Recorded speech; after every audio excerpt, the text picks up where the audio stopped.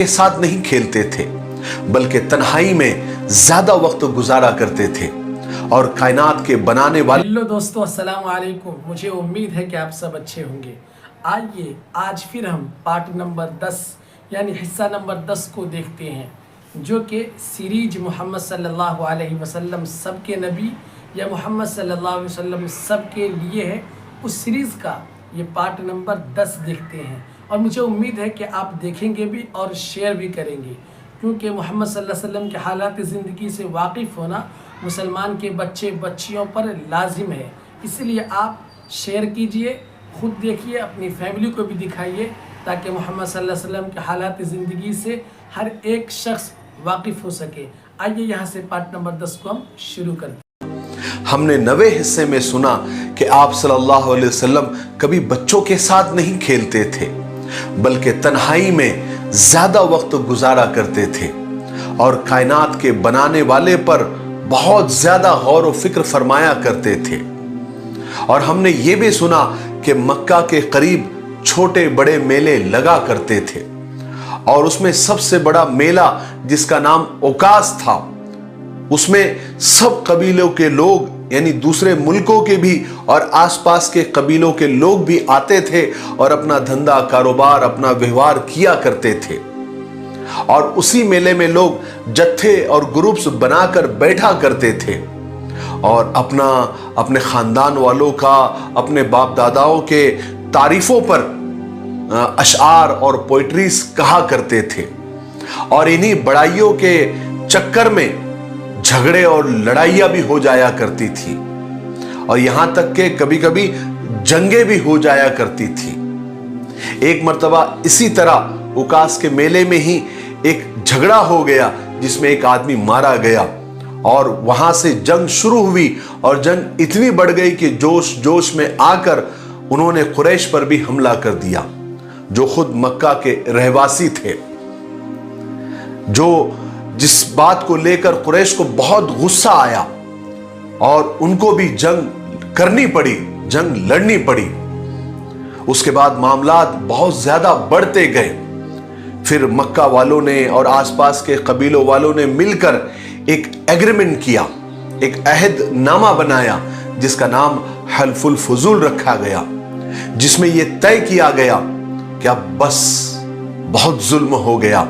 बाहर से लोग आते हैं, यहां पर झगड़े फसाद करते हैं, जंगे करते हैं और हमारे ऊपर भी हमला कर देते हैं और हम पर ही जुल्म करते हैं। अब जुल्म नहीं सहा जाएगा बल्कि मजलूम की मदद की जाएगी और जालिम को सजा दी जाएगी, जिसमें आप सल्लल्लाहु अलैहि वसल्लम ने भी बढ़ चढ़कर हिस्सा लिया। चलिए अब आगे सुनते हैं।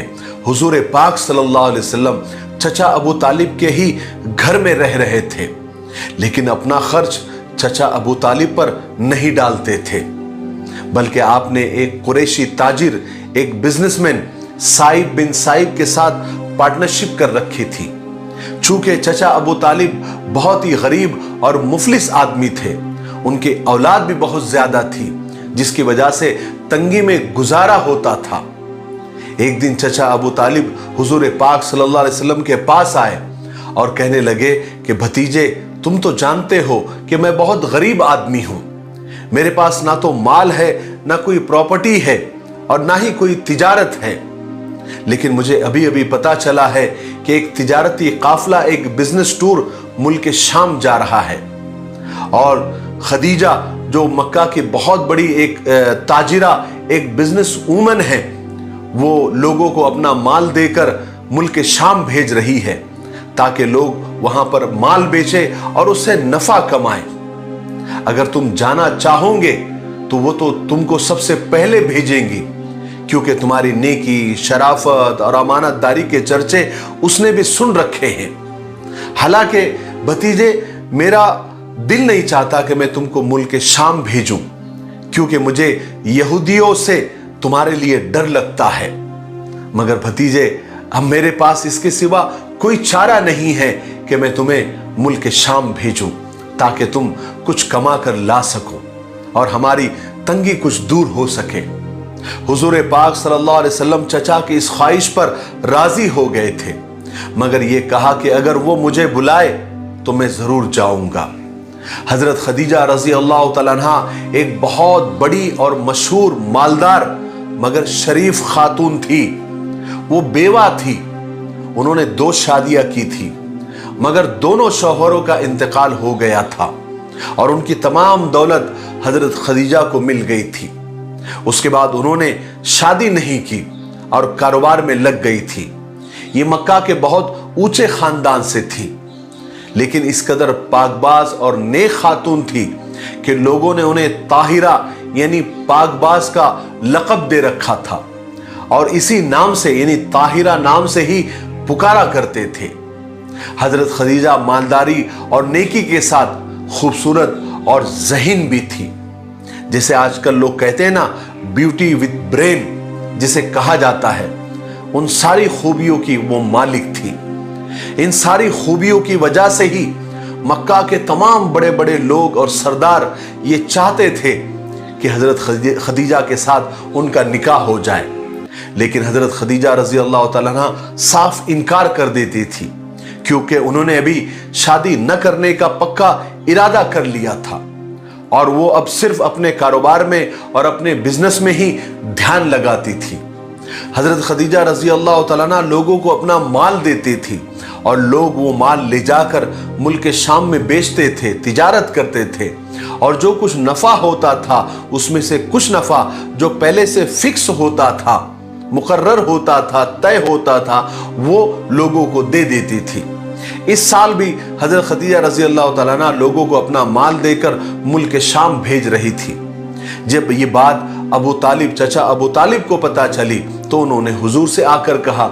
हुजूर इस बात पर तैयार भी हो गए, लेकिन फरमाया था कि अगर खदीजा मुझे बुलाए तो मैं जरूर मिल लूंगा। ये बात हजरत खदीजा रजी अल्लाह तआला अन्हा को किसी तरह पता चली। किसी ने जाकर बता दिया कि अबू तालिब अपने भतीजे अमीन को मुल्क शाम भेजना चाहते हैं।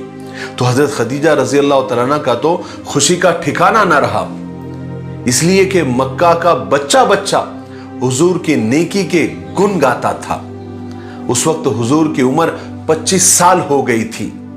ये वो वक्त था जब मक्का का कोई शख्स आपका नाम नहीं लेता था, बल्कि आपकी सच्चाई, आपकी अमानतदारी की वजह से आपका नाम अमीन ही पड़ गया था। हजरत खदीजा रजी अल्लाह तआला ने फौरन आपको बुलाया और कहा कि मैं आपकी सच्चाई, अमानतदारी और नेकी की शोहरत मैंने बहुत सुनी है, इसलिए मैं आपको अपना तिजारती माल देकर मुल्क शाम भेजना चाहती हूँ, और जितना नफा मैं दूसरों को देती हूँ उससे दुगना आपको दूंगी, यानी डबल आपको दूंगी। हुजूर पाक सल्लल्लाहु अलैहि वसल्लम ने हजरत खदीजा रजी अल्लाह तआला अन्हा की ये ऑफर को कबूल फरमा लिया और जाकर चचा अबू तालिब को ये बात बताई।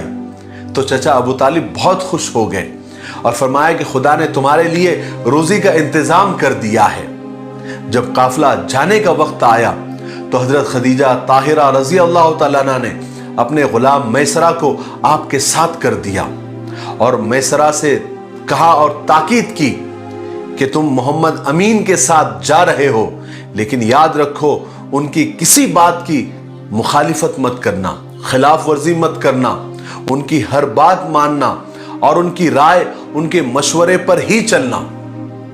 मैसरा ने कहा कि ठीक है। उधर हुजूर पाक सल्लल्लाहु अलैहि वसल्लम रवाना हो रहे थे तो आपके सब चचा आपको रुखसत करने के लिए कुछ दूर तक आए और सब काफिले वालों को बुला बुला कर ताकीद की कि सब वो हुजूर का यानी मोहम्मद का ख्याल रखे सल्लल्लाहु अलैहि वसल्लम और उनकी हिफाजत करें। उसके बाद ये मुबारक काफिला रवाना हुआ और पहले की ही तरह एक बादल आ गया जो आप पर साया किए हुए था, ताकि आपको धूप की सख्ती न लगे और आप धूप की सख्ती से महफूज रहे, सेफ रहे। ये मुबारक काफिला मक्का से रवाना हुआ, कई जगह ठहरता चलता, आखिर एक दिन मुल्क शाम के सरहदी शहर बुसरा पहुंच गया। जहां पर इस काफिले ने पड़ाव डाला था उसके कुछ थोड़ी ही दूर पर एक सूखा दरख्त था जिस पर एक भी पत्ता नहीं था। हुजूर पाक सल्लल्लाहु अलैहि वसल्लम आराम करने की गर्ज से और टेक लगाने की गर्ज से उस दरख्त के नीचे जाकर बैठ गए।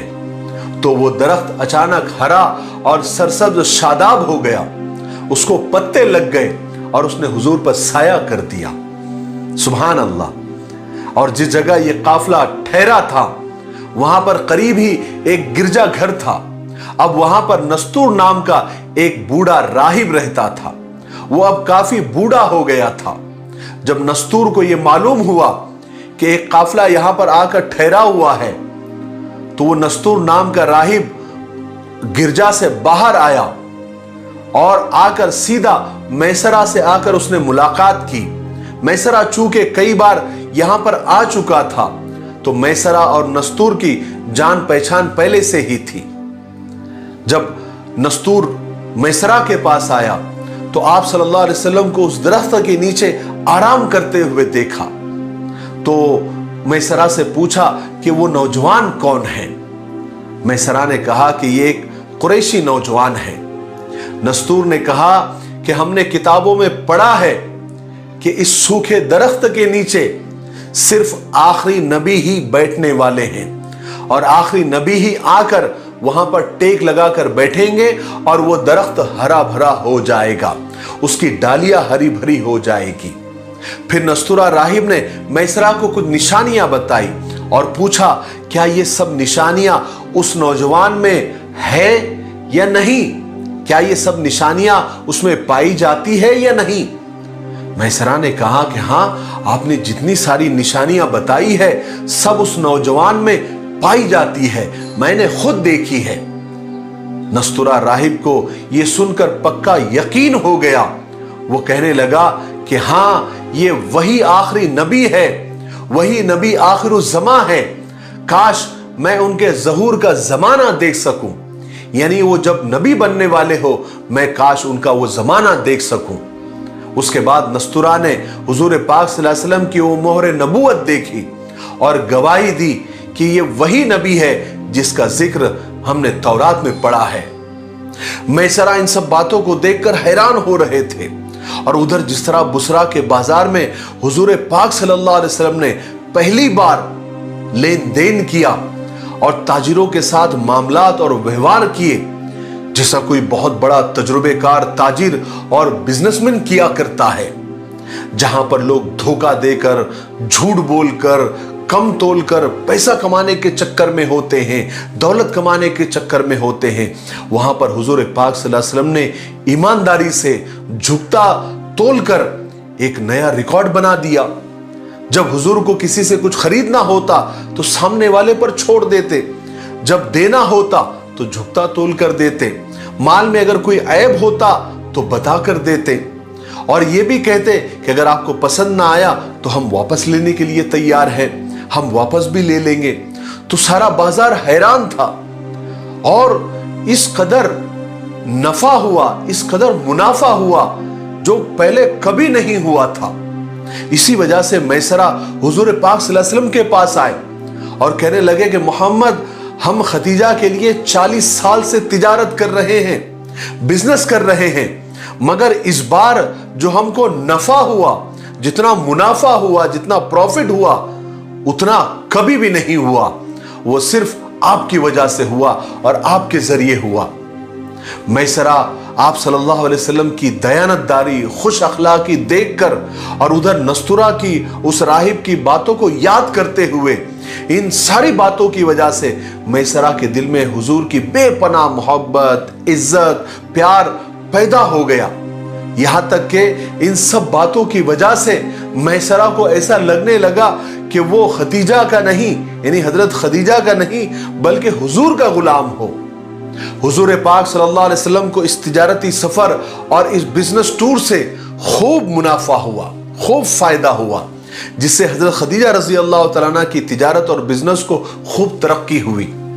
آپ صلی اللہ علیہ وسلم نے بہت سارا مال کیا، سارا مال اچھے نفع پر بیچ دیا اور بہت سارا نیا مال خرید بھی لیا۔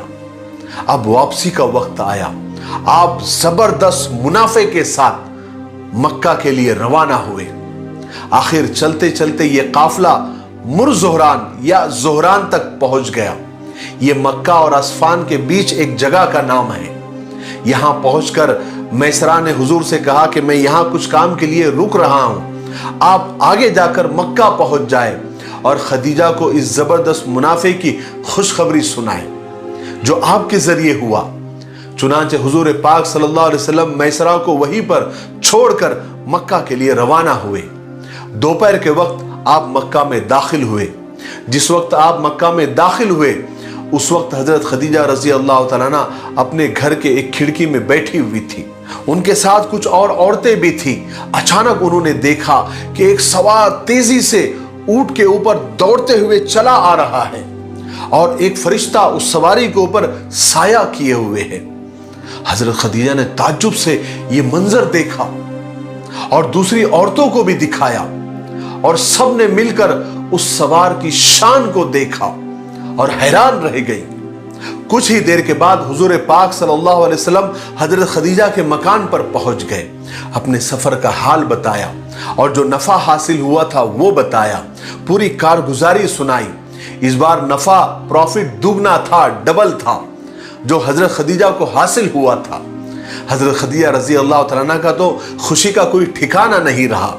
उनके दिल में हुजूर के लिए इज्जत और बढ़ गई। उधर जब मैसरा मक्का पहुंचे तो उन्होंने हजरत खदीजा को अपने सफर की पूरी रुदात सुनाई कि हमने किस तरह सफर में अजीब अजीब बातें देखी, अंधेरी रातों में रोशनी हो गई, मोहम्मद की बरकत से सूखे पेड़ हरे भरे हो गए जैसे किसी ने आबे हयात छिड़क दिया हो, और एक बादल ने हमेशा मोहम्मद के ऊपर साया किए हुए था सल्लल्लाहु अलैहि वसल्लम।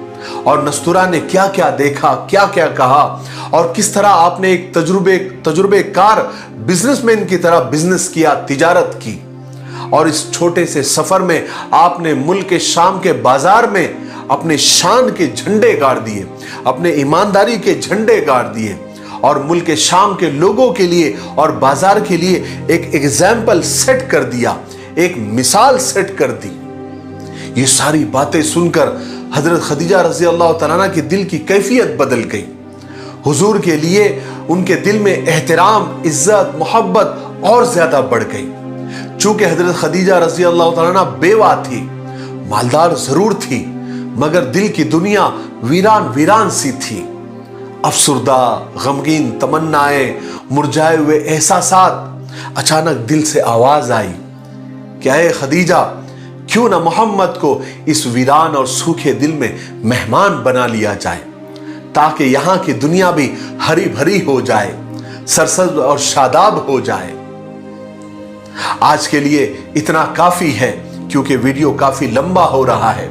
आगे क्या हुआ, किस तरह हजरत खदीजा रजी अल्लाह तआला अन्हा ने निकाह का पैगाम दिया और किस तरह निकाह हुआ और क्या क्या अजीब बातें हुई और क्या क्या अल्लाह तबारक व तआला की तरफ से बरकतें नाजिल हुई, ये हम 11वें हिस्से में सुनेंगे।